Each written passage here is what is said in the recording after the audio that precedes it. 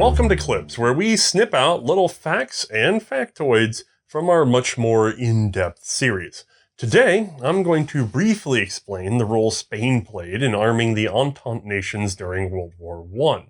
Lasting from 1914 until 1918, depending on the nation that is involved, of course, the Great War caught most off guard. Not that it broke out, but rather how large it became, and especially how many men and munitions were lost in the mayhem. After the initial stages of the war, the rapid expansion of the front and the number of men under arms greatly strained arms supplies of every nation involved. Soon, they had every available inch of factory floor and every available workman cranking out rifles and later machine guns as fast as possible. This left very little room for the humble pistol, which wasn't considered an ideal offensive weapon anyway. But experience soon proved otherwise. Trench warfare in particular meant occasional fierce close-in fighting where a short-range, rapid-fire pistol was an advantage. There's also an expansion of non-infantry roles in which you may need a handgun instead of a rifle. So we'll see them as a backup for machine gunners or, transport troops, messengers, those sorts of things. Anyone who might only occasionally be attacked at short range.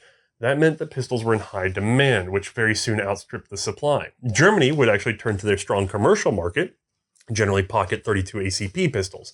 France, however, had somewhat limited domestic production of pistols, and they had halted their standard issue revolver manufacture to focus on rifles. So they would end up turning to Spanish markets, particularly the Ibar region of Spain.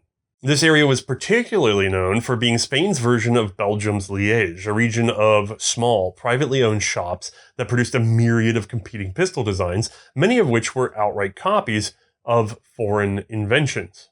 Ibar benefited from Spanish law that required a company to produce in Spain in order to maintain their patents, so those copies were, inside of Spain at least, legal.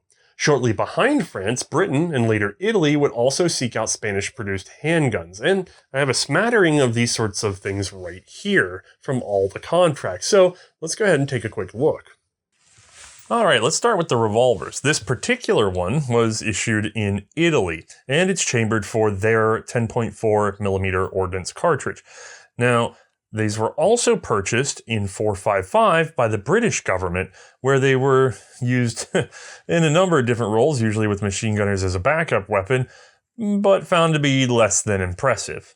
Now, Spain was already making this particular pattern of arm because it was standard issue for their troops as the Moldello 1907, also known as the ONA. This is, of course, a modified clone of a Smith & Wesson early double action with, again, the Smith & Wesson top brake system. So push up on the lever, which is very stiff, simultaneous eject, reload manually, close her up, single and double action.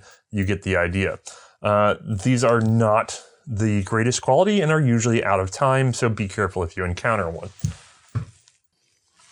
Here is another Smith & Wesson clone, this time a copy of the good old hand eject, or like a K-frame. Externally, very similar. Internally, slightly different. Again, we have a whole episode on that. This particular example is chambered for the 8mm French ordnance cartridge and was, of course, adopted by the French. They called it the 92 de Commerce, and it has nothing to do with their own original 92, so I'm not sure why. They also would receive a certain number of Colt clones, which generally are very similar in function, and again chamber the 8mm ordnance cartridge. These were also more readily producible in Spain than at home. Now, if you're real lucky like Italy, you can have your own already adopted revolver produced, this being a Bodeo model of 1889. However, these were also produced in Spain by a number of manufacturers, which was easy enough for them to do because this was designed as an iron frame revolver to begin with, which means doing it out of a, handmade workshop, perfectly possible. And so, the good old gate-loaded Bodeo got to serve on in even larger numbers. This little guy is probably the worst of the lot. He's a copy of a Piper-style revolver. It locks on the crane here, swings out, also chambering 8mm ordnance. This was not actually fielded by the French. Instead, it was turned over to the then very desperate Romanians, and they had to be. This gun is so bubblegum soft that it actually has a set screw for the barrel because it was too soft, including the barrel, to torque down into the frame without causing cracking problems. And so they went ahead and did a cross screw to hold the barrel in. We again have an episode on this monstrosity as well.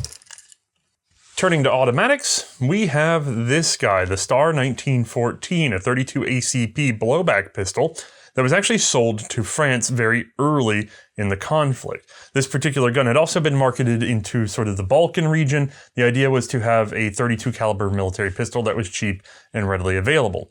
Now, it was based off of a hybridization of the Mannlicher 1905 pistol and, actually, one of these sort of. This is the ubiquitous Ruby, which existed pre-war as a Spanish modified version of the Browning pocket pistol, the 1903. But in this case, they made a number of improvements in order to simplify the design and to make it, beefy enough to use very soft metal, still chambering the 32 ACP cartridge, a blowback operated handgun. The Ruby is probably the most famous of the Spanish handguns because it was fielded in very large numbers, almost 1 million total, and was pretty much the de facto most common handgun for the French army at that time, despite their own native designs, despite never being truly adopted as the foremost pistol in their inventory. It was the most numerous. This is like the US with the 1917 rifle. Interesting tidbit about these is that because they were all hand fit, the magazines are not transferable between different pistols, and so you have to check here for your manufacturing mark. And then on the toe of the magazine, you will also have a manufacturing mark. I have to pop a photo of this for you. It's very faint. But the idea was, at least if you have magazines from the same manufacturer, there's a high likelihood that they were fit the same way and should probably feed ammunition. That's a good start. Despite the fact that they are a little quirky and fairly soft, these guys actually run pretty well and were a decent expedient purchase for the war. Now, I will say in honesty that most of the Spanish handguns were nowhere near as nicely produced as those from the major powers, but they were available in a hurry, and they worked, long enough for a single war. Some would even remain in inventory, like that Ruby there, or the Bodeo copies through the Second World War. However, to my knowledge, none are still in service, so they at least won't make it into World War III, at least not officially. All right, gang, have a good one.